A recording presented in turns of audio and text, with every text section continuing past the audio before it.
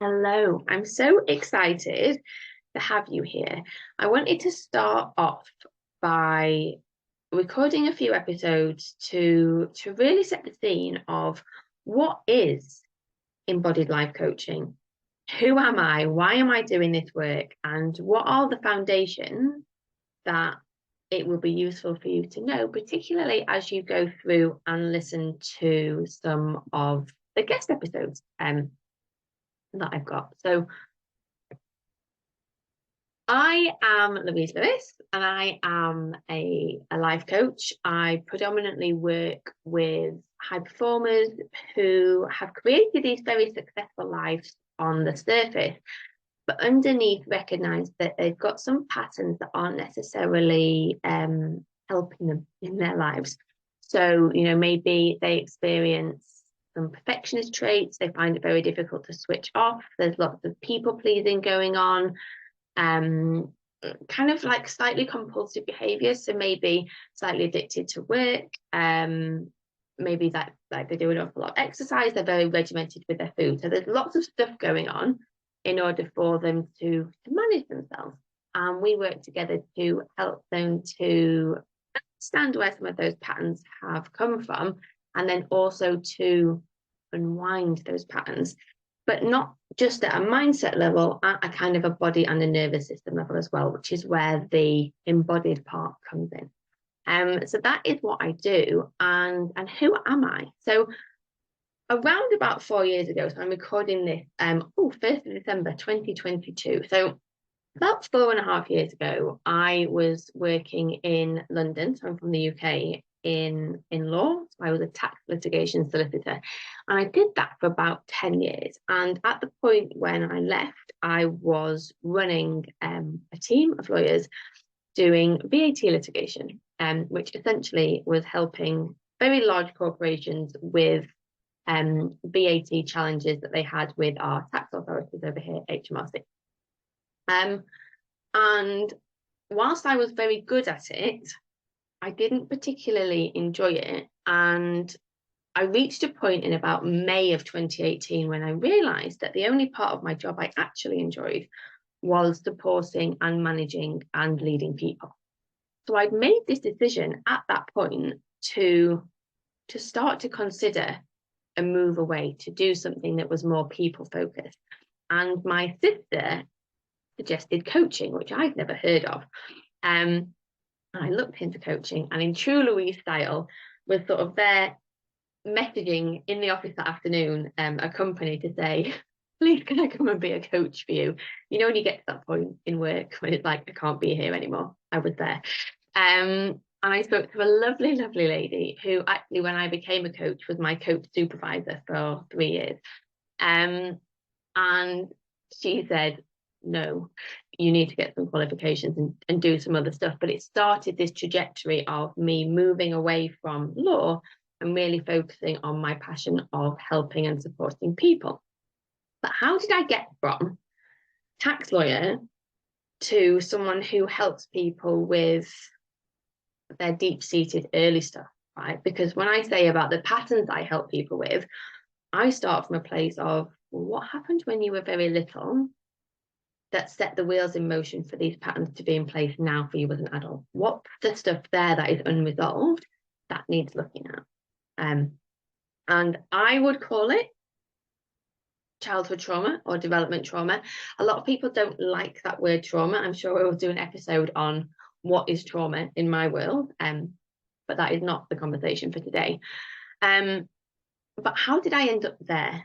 Right. And so what I want to do is just share a little bit of my story and the transition and how I got from lawyer to trauma-informed life coach, doing a podcast or a YouTube channel, depending on where you're watching this, called Embodied Life Coaching. So when I was signed off work with stress, I had access to the company employee assistance scheme, and that gave me 6 sessions with therapists. So I went to see a local psychotherapist, and whilst I was there very much like, I just want you to help me decide if I want to be a lawyer anymore. Like, am I done with law? Is it my time to stop? I need to backtrack a moment. My stress levels got to the point where I couldn't work. And I pushed myself and I kept pushing myself and I refused to accept that I wasn't okay. And in the September of 2018, I took a month off work. I took all of my annual leave in one go because I was still at that, like, I'm not going to tell people that I'm not okay. I think it was pretty obvious. I wasn't okay. I wasn't sleeping. I would wake up early in the morning. I was in tears every day. I was getting a lot of physical symptoms. I was getting tingling through my legs. I had blood tests to check that I didn't have multiple sclerosis. I was getting these rashes on my face and my neck. Like, there was so much going on. Like, my body was giving me some very strong signals and it needed to stop. And I ignored them all. It got to September 2018 and I took a month off work. And during that month, among other things, first of all, I accepted that I wasn't okay. And I hadn't had a period for 2 years. And I'd had lots of tests and there was nothing physiologically wrong with me. And the gynecologist had said, I think it's your stress level. And I'd made this offhand, flippant comment to my husband, Nat, at the start of the 4 weeks off and said, if I get a period in the next 4 weeks, it's a real sign that I need to not go back to work. And I did. And it was a real wake-up call of the life I am living is not conducive to my health or my well-being in any way. And that was a little bit of a wake-up call for me. Like, as you will hear as we go through these podcast episodes, I've spent a lot of my life in denial of how bad it was, of how I really felt, of my experiences. And that was a little bit of a wake-up call of, okay, like the way I'm living my life is actually really negatively impacting my health. And I made this promise to myself. I called the employee assistance scheme. I went to the doctors and I was signed off from work to begin with for 6 weeks. And I made a promise to myself at that point, really actually led from a place of deep shame that I'd got myself into such a state and real perfectionism of like, well, I'm never going to feel this bad again. Like, let's do everything I need to do to fix this problem. So that was the background. And then, so I went to see the psychotherapist and I was all like, well, all I really want to do is help me make a decision from a position of strength of whether or not I'm done with law or do I go back to law. And she kept bringing it back to family. And I didn't really want to talk about family. I wanted to talk about whether or not I wanted to be a lawyer anymore. But there were various bits of conversation that came up. And one day she just bluntly said, she was like, these aren't healthy family dynamics. So I kind of had this first inkling around then that of like, oh, there might be some other stuff for me to look at. But I was so focused on like, well, what do I do with work and what do I do about making money in the future and what am I going to do with all of this stuff, that kind of, it was put on the back burner a little bit. So fast forward, I decide I'm not going to go back to law. I start working as a coach. I start a year-long transformational diploma in coaching. And when you do a coaching qualification, you also have to, like, a big part of it is to look at your own stuff. So I also had to look at my own stuff. So I could see again, like, there was quite a lot of quite deep old stuff that I was grappling with. And I wanted none of it. I remember in my notes for the diploma, the first part of it, writing in about, I definitely only want to be a career coach. I would never want to be a life coach. Like, people's emotions are too difficult. Like, I just don't want to deal with it. And I think that was really indicative of the time of where I was at that time, which was not wanting to look at my stuff and my emotions. So fast forward to about April of 2019, and I start working with my first life coach.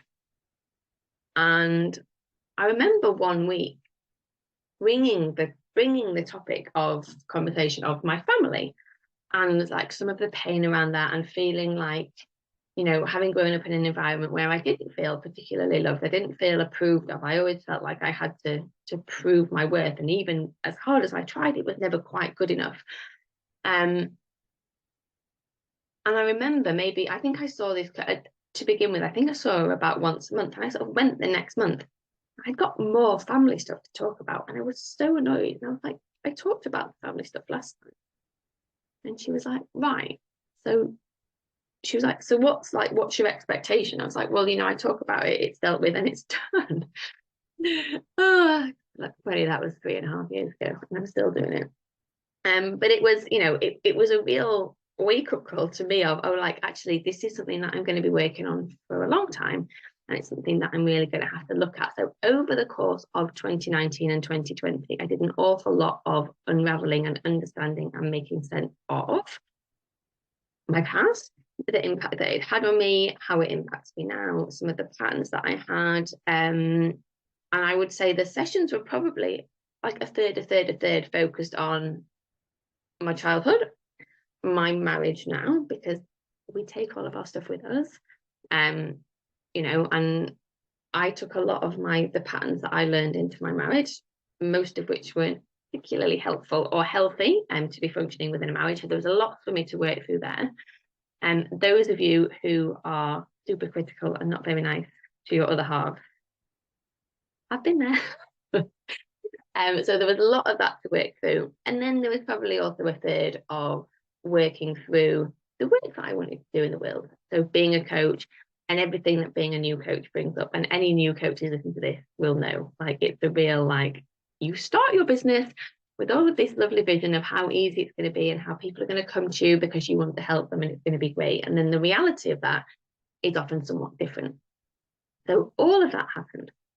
And then obviously we had the pandemic and we were all away from our families for a really long period of time. So I hadn't seen my family for about 7 months.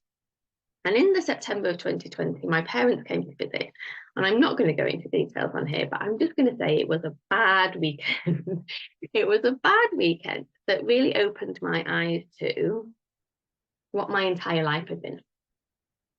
It was like I was seeing it clearly for the first time. And I've never been so hurt. And after that weekend, I was fully blamed for everything that happened. There was no responsibility taken by anybody else. It was all put on me. And there was, again, a lot of work, a lot more healing, a lot more stuff that came out of that. And it got to the start of 2021 and I thought, I get this all now. Like, I get it all at a cognitive level. I've done this work. I actually understand what's going on. I understand the experiences that I had. I understand the patterns that I've got. I've got some tools to manage all of that. And yet, I was still having very, very frequent, very, very vivid, very, very angry dreams, which were very family related. And I was still really struggling with the visceral reaction that I had around, among other things, my family. So I was like, I just got to this point where I was like, I know I need something else. Like, I've done so much work on this now, but I'm still not feeling the way I want to. And I really believed that I should be feeling better. Like, it was like, this can't be it. I remember the first therapist I ever saw, which was way before this, maybe 2011-ish, and getting to the end of the 6 sessions there through work again. And been like, but now what? And he was like, well, now you've got this greater awareness, so you'll make different decisions. And it's like, well, yeah, but also, no, because like my body is still reacting in the same way. And that is when I came across an angel in a business mastermind that I was in. And she had put some stuff in about how she can help clients. And in true form, to my denial, I wasn't kidding, I read through all of the work that she does and the things she can help people with, and I was like, oh, that would be really good for Nat, husband. And so I think I don't know if I sent it to him or not. I don't remember. But I then ended up having this conversation with her, and to do peer coaching, because we were in the mastermind together. So people that don't know, peer coaching is just when you coach somebody else that you're in a group with. It's not like a formal coaching relationship. And when I said what I wanted to talk about, she said, I don't think it's not peer coaching. Like, if this is work that you want to do together, this is like the trauma healing work. Still a little bit in denial at this point about whether I'd had any trauma. So we started working together and she used a lot of body-based tools. So she's trained in something called somatic experiencing, which is Peter Levine's modality, which is something that I use a lot of now. And going into my body, and I hadn't realized how disconnected I was from my body. So disconnected from my body. Learning to go into my body, to make contact with some of the stuff that I pushed down for a really long time, and to work with those deep patterns, not just at the intellectual, let's understand them level, but at the level of the pattern, to actually resolve and move and go through and feel, but feel to heal. You have to feel it to heal it, for the few rhymes. It was like the missing piece of the puzzle. It was absolutely the missing piece of the puzzle for me. And I was hooked. And it made me question all of the work that I've done so far with my clients. I was like, they've not been getting what they need. Like they've, it's beneficial to a point. But I believe, again, one for another episode, that most of us have some form of trauma. Most of us have had things happen to us in our lives that were overwhelming at the time, right? And I knew I needed another tool in my tool belt. And so I did a 10-month certification called Embodied Healing Systems with the School of Embodied Healing Systems, which is run by Shaila Cash, who was also and is also my trauma coach. And that really helped me learn all about trauma, helped me learn about the nervous system, it helped me learn about the body, it helped me learn about what happens in our bodies when we have these experiences that are unsettling or a little bit much. And it made me appreciate why just talking through stuff just isn't enough. Right? We need to bring our bodies in as well. Because if you think about a really simple example, someone that you are maybe a little bit scared of, or who rubs you up the wrong way, or who quite frankly terrifies you, or a difficult boss, like that kind of thing. If you think about your reaction, if you see their name on your phone calling you, or you see an email from them, it's not just up here. It's not just up here that you react, because you also experience the shallow breathing, the tightness of the chest, the racing heart, right? And you can manage your mind. You can be like, oh, it's an email from him. It's not going to kill me. I am safe. I am safe. But if your body is like, whoa, we are not safe. Run. This is not okay. Just trying to manage your thoughts around it is not sufficient. And what I wanted to do, and what I learned was possible, was if we go into this stuff at the level of the pattern in the body, we can actually get to a place where the email comes in and our body doesn't react. So it's no longer about management of what's there. It's about resolution and healing, and proper deep healing at the cellular level. And what I have experienced in the last 2 years since doing this work is it's like my entire body and belief system and everything about me has completely reorganized itself. Like I am not the same person that I was 2 years ago. And as you will hear from some of the guest interviews, particularly the one with Emily, one of the great things about doing this body work is that it's so efficient. You can spend years in therapy talking through stuff, or you can just get straight into the pattern in the body, learn to be with it. And there's a real process with that as well. Learn to be with it, move through it, go through the process that the body wants to go through, and then it's dealt with. And so that for me is a not very short way of talking through why I now do the work that I do, because I recognize that we've all got these patterns, we all have these experiences, we all have this stuff that's really deep down, and just trying to set goals or working on it from up here isn't going to deal with that deep down stuff. And so whatever you do next, you change jobs, you try and grow your business, like whatever it is, you have a family, you're taking all of those deep patterns with you if you don't resolve them. And I didn't want to offer surface level results to my clients. I wanted deep, profound transformation, change, and healing for my clients. And for me, I deeply, deeply believe from my own experience, but also from working with so many other people now, that the only way that we create proper, lasting change that feels good is to use a combination of mindset work, understanding, chatting through, but also going into the body, learning how to resolve the trauma, learning to recognize where our nervous system states are and what we can do with that, learning to expand our window of tolerance, which is like the number of events and things that we can have happen to us and we still stay regulated. And you might think of that as like resilience, you know, so what have I got the resilience for before I fall over? Before I fall over. And so that really is what I want to say today, and it's what I wanted to share. So it's a little bit more about my story, but also hopefully that explains why I do the work that I do in the way that I do it. So I will leave it there, and I look forward to speaking to you again soon. What I will say is, if there are any questions or things that you would like me to cover or stuff that's come up from listening to this episode today, drop me a message. There will be links in the show notes that will let you know how to get in touch with me. Really interested also to hear what your takeaways are, what was resonating, how did you find it? Because whilst I've got a really clear idea of what I want to share on here, I also want to make it relevant to you and what you're going through right now and what you're grappling with and what you would like to hear more of. So get in touch, let me know, and I will see you or speak to you, depending on how you're engaging with this, soon. Take care.